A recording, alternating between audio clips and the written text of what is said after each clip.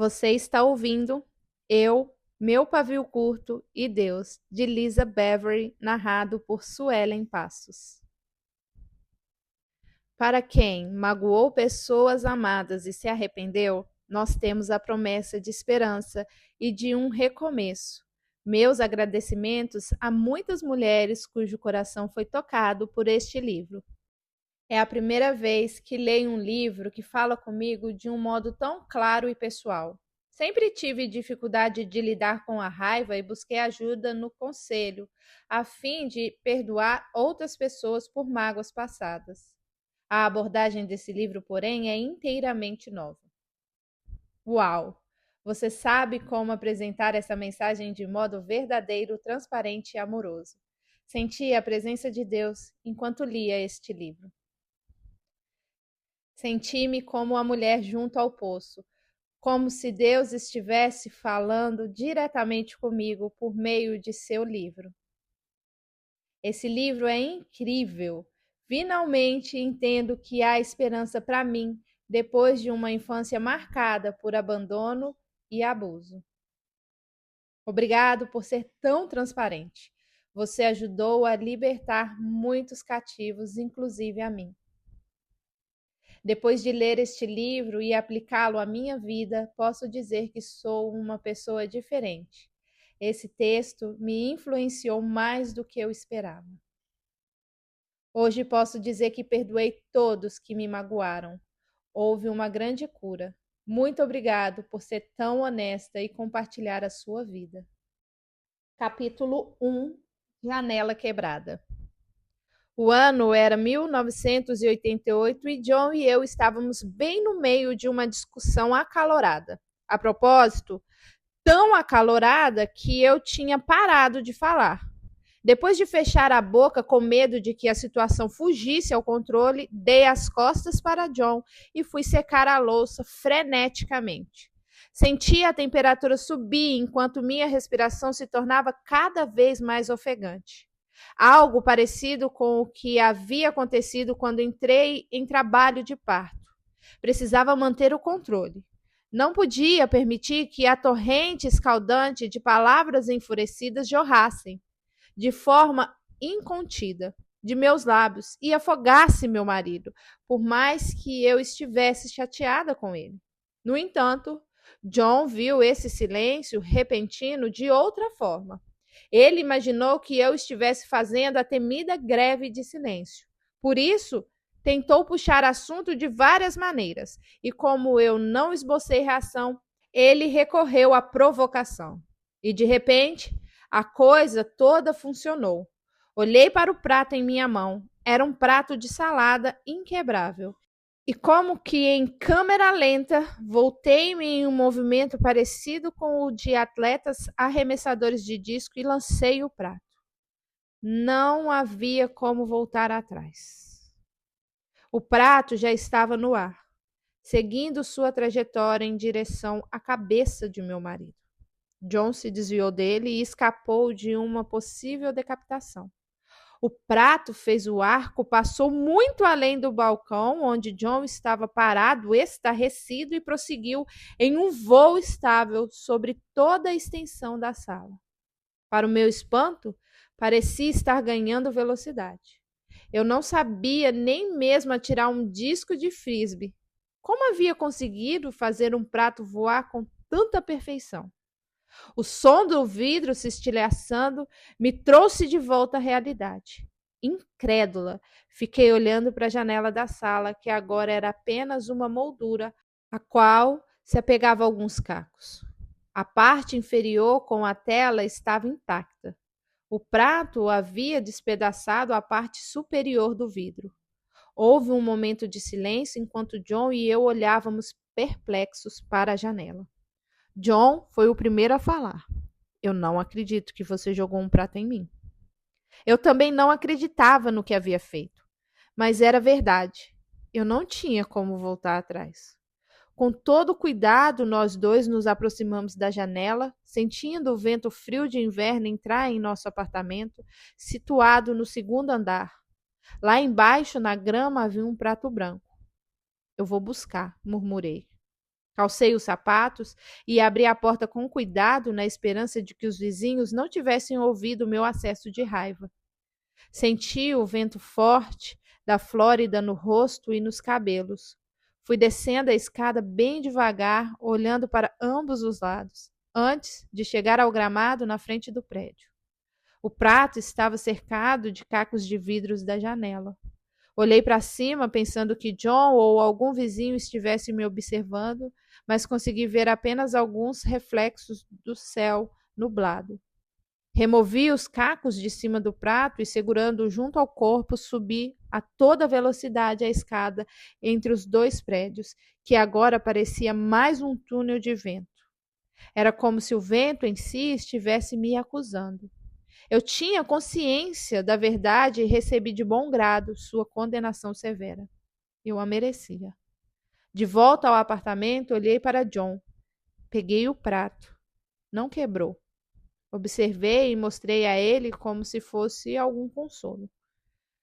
Você sabe que eu vou dizer a verdade, Lisa. Falou meu marido em voz baixa. Vou ligar para o zelador e explicar que minha esposa atirou um prato em mim, que eu desviei, e então o prato quebrou o vidro da janela. Fiz que sim com a cabeça passivamente. A raiva tinha passado e só restava a vergonha. Eu sei, mas não vou estar aqui quando você falar com o zelador. Preciso sair para fazer compras. Aproveite para falar com ele enquanto eu estiver fora. O silêncio soava pesado e desconcertante, em contraste com as palavras coléricas vociferadas apenas alguns momentos antes. Fiquei admirada com o fato de nosso filho de 2 anos ter permanecido dormindo e não ter ouvido nada. Mais que depressa, fugi da cena do crime. Sozinha no carro, deixei escapar um pesado suspiro de desalento. Quando virei a chave, cânticos de adoração que vinham do rádio preencheram o silêncio, mas eram palavras vazias, que nada tinham a ver comigo. Então desliguei o rádio e deixei o silêncio me envolver novamente. Não queria algo que me confortasse ou consolasse. Queria a dura realidade. Saí do estacionamento e resolvi dar uma volta antes de ir ao supermercado. Preferia não correr o risco de encontrar o zelador do prédio. O que ele pensaria de mim? Aqui está a próxima Lizzie Borden, a assassina do machado? Decidi remoer a vergonha e a culpa como uma forma de castigo. Comecei a imaginar as piores consequências possíveis. Talvez o jornal trouxesse a seguinte manchete: esposa de pastor de jovens quebra a janela em prédio residencial. E se John fosse demitido por causa de meu comportamento? Ou, pior ainda, e se isso se estendesse para além de mim e do John, e se a mídia aproveitasse essa oportunidade para criticar todos os cristãos de Orlando? Não me sentia no direito de orar para que Deus, de alguma forma, intervisse em meu favor, com o fim de encobrir o que havia acontecido. Mas talvez ele o fizesse em favor dos membros da comunidade cristã na cidade. Comecei a interceder por eles. Ó Deus, por amor à minha igreja, ao grupo de jovens, ao meu marido e a todos os cristãos de Orlando, peço que faça alguma coisa. Nada é difícil demais para o Senhor. Sei que não mereço essa intervenção. Não haja por mim, mas por todas as outras pessoas. Supliquei repetidas vezes. Eu estava verdadeiramente em pânico, com a mente cheia de imagens perturbadoras que poderiam tornar-se realidades terríveis.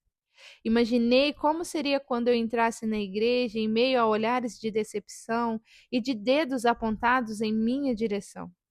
Fiquei pensando nos sussurros de espanto, bem como nos acenos de confirmação. Sempre soube que a Lisa tinha problemas com raiva. O Espírito me mostrou para mim. Diria uma mulher à outra. Talvez fosse necessário pedir perdão a toda a igreja. Mas eu temia que, mesmo assim, minha vergonha não se dissipasse. O que minhas novas amigas pensariam de mim? Com certeza não falariam mais comigo. Imaginei os maridos delas advertindo-as na privacidade de seus quartos a manterem distância de mim.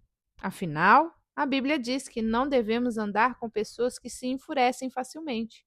Que dirá então com uma esposa de pastor cheia de ira?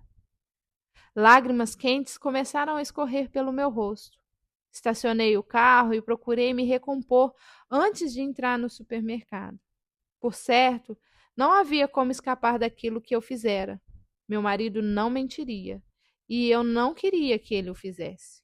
Talvez não fosse matéria da primeira página do Jornal de Orlando, mas alguns desdobramentos seriam inevitáveis. Conformei-me com isso e reconheci que merecia sofrer as consequências. Esperava apenas conseguir me recuperar quando tudo tivesse terminado. Foi difícil fazer compras. Não conseguia me lembrar do que precisava. Percorri a esmo os corredores do supermercado. Nosso orçamento era tão apertado que eu não podia levar itens desnecessários ou que ainda tínhamos em casa. Arrependi-me de não ter feito uma lista. Era como se minha cabeça estivesse no meio de um nevoeiro.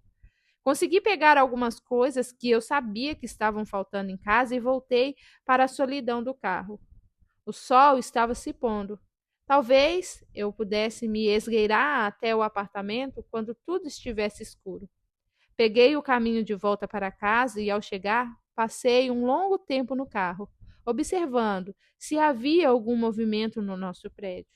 Eram quase 6 horas da tarde e eu me dei conta de que o zelador provavelmente já havia encerrado o expediente.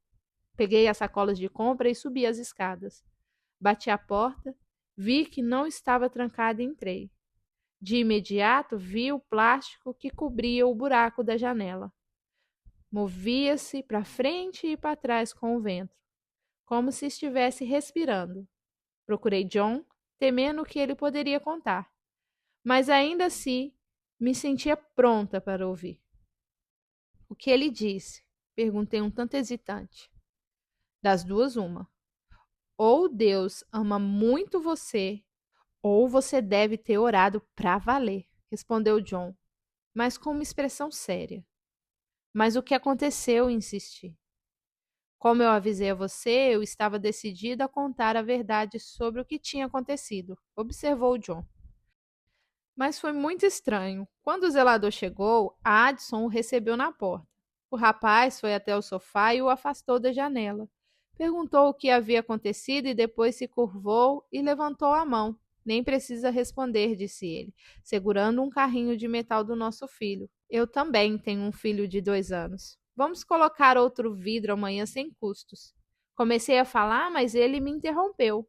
Não se preocupe, essas coisas acontecem.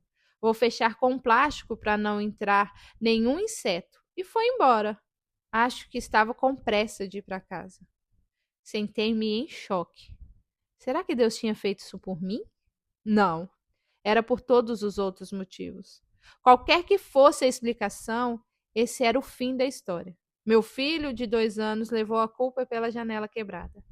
Comecei a sentir o peso da vergonha ser retirado dos meus ombros. Não sabia se deveria rir ou chorar de alívio. Nenhum de meus medos se haviam concretizado. Pedi perdão novamente ao meu marido, mas tenho de reconhecer que naquela noite, deitada na cama, perguntei-me por que Deus havia encoberto a minha culpa, se nem mesmo o meu marido se mostrara disposto a fazê-lo. Afinal, John não deveria ter me provocado. Eu não tinha o hábito de sair por aí quebrando janelas todos os dias. Tinha sido um episódio isolado. Deus havia me perdoado. Do contrário, não teria resolvido a situação de um modo tão extraordinário. Eu não devia ter atirado o prato, mas John também não deveria ter me levado a esse extremo. Segui essa linha de raciocínio até pegar no sono sobre a coberta da justiça e da justificação própria. Cobertor que eu havia tecido para mim. Meu arrependimento se havia evaporado. Eu precisava ter mais cuidado no futuro. E John também. Eu tinha racionalizado a situação a ponto de perder uma lição valiosa. Mais de 1 ano se passaria até que minha ira cobrasse um preço suficientemente alto para eu buscar o verdadeiro arrependimento. um grito de socorro. Talvez você nunca tenha literalmente estilhaçado o vidro de uma janela. No entanto, deixou um rastro de sonhos e relacionamentos despedaçados. O simples fato de você ter este livro em mãos significa que está em busca de equilíbrio. Você deseja ter uma vida fervorosa, mas também piedosa. Talvez você não dê vazão à sua fúria, talvez até mesmo a reprima. Ainda assim, ela é fonte de destruição. Nesse caso, autodestruição. Talvez todas as janelas da sua casa lhe pareçam estilhaçadas. Tijolos de raiva foram atirados e ventos gélidos sopraram e apagaram seu fervor e sua esperança. Tenho fé de que você pode encontrar a cura. A ira em si não é errada, mas a raiva e a fúria a intensificam até ela se tornar destrutiva. É na sombra e na vergonha da destruição que clamamos por socorro. Peço a Deus que de algum modo você aprenda com os meus erros e cresça em seus relacionamentos, primeiro com Deus e depois com as outras pessoas. Pai Celestial, eu me dirijo ao Senhor no precioso nome de Jesus. Restaure as janelas despedaçadas de minha vida. Tenho mais interesse na verdade do que nas aparências. Eu quero que a luz da sua palavra brilhe em meu coração e me sonde. Quero a verdade no mais profundo de meu ser. Quero viver livre de culpa e vergonha. Senhor, instrua-me em seus caminhos para que eu ande neles. Derrame seu amor que cobre os pecados.